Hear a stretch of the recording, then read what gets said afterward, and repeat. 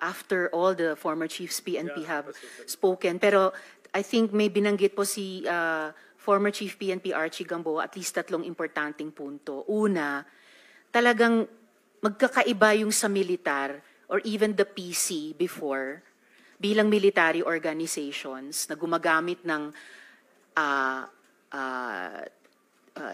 yung list of targets at saka yung use ng word na neutralization. Iba talaga sa context ng kanilang dating counterinsurgency operations ng PC at ng AFP until recently na pumipihit sa external defense. Ibang-iba supposedly ang PNP.